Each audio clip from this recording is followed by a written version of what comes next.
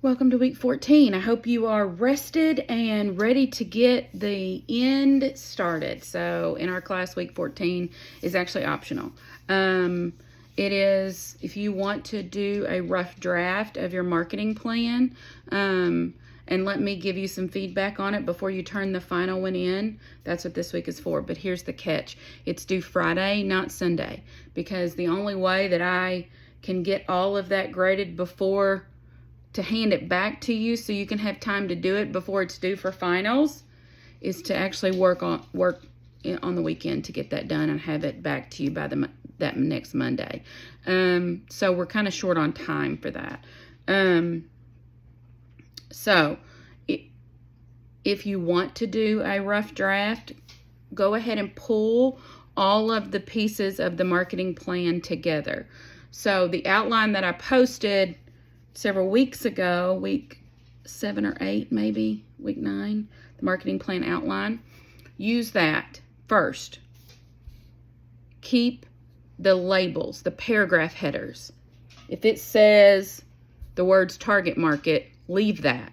You know, in the outline underneath it, it says what to put there. And so you've been using that as part of your guide for creating the marketing plan that we've been writing. But for this, when you turn in a marketing plan, and likewise when you turn in a business plan, everything has to be labeled. You can't, it's not an English essay. So you would get points counted off in an English class if you turned in a 10-page document and every, paragraph or every page was labeled. In business, it's kind of the opposite. And so kind of remove that part of what you've learned thus far about writing. Technical writing, business writing, we need labels. And the point of a marketing plan is to create market strategy. For your company, you're creating this strategy. You're putting it all down. Here's where we're at. And then you're kind of implementing some plans or where you're seeing we should go next and things like that. Marketing plans are also embedded inside of a business plan. And business plans we still use pretty regularly when seeking out business loans or funding or any type of money to help us in our business or to get started or to grow or whatever. And so you don't ever want a loan officer to have to hunt for the information they're getting. Okay? So everything should be labeled. And I have the labels in that outline that I created and sent out to you. And so your job would be, now you don't have to use my outline, to be fair. You can type your own. As long as everything, the labels that I used, executive summary, mission, vision, marketing mix, SWOT, target market, on and on. As long as all of that is labeled the way it needs to be. So you don't have to put one item per page. So like mission statement on page 1, vision statement on page 2.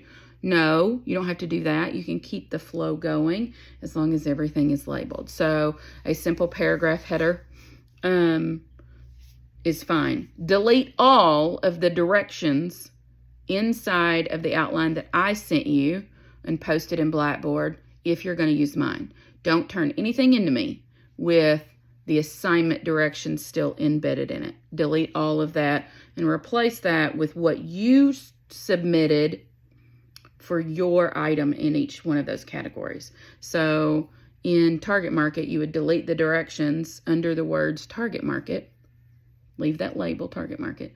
Delete the directions and then copy and paste and put your own, what you submitted as an assignment for your target market there. So your target market information would be right there. So if you want to do it that way, that's fine.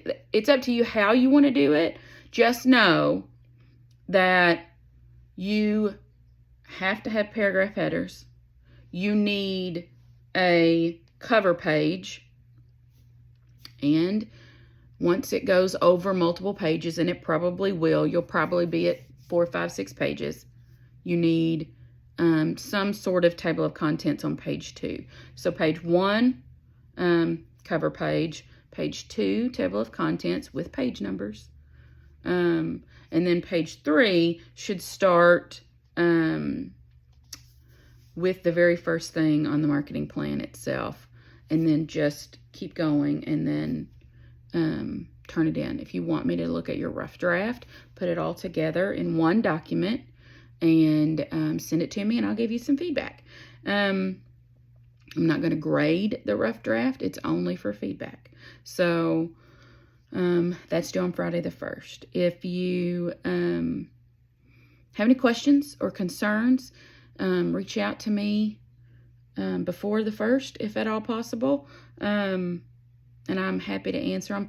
I'm happy to answer them afterwards. It just won't be in time for, for you turning rough draft. So if you haven't signed up for classes next semester yet, we need to get that done because we've only got 2 weeks worth of school left. Other than that, I hope you have a great week.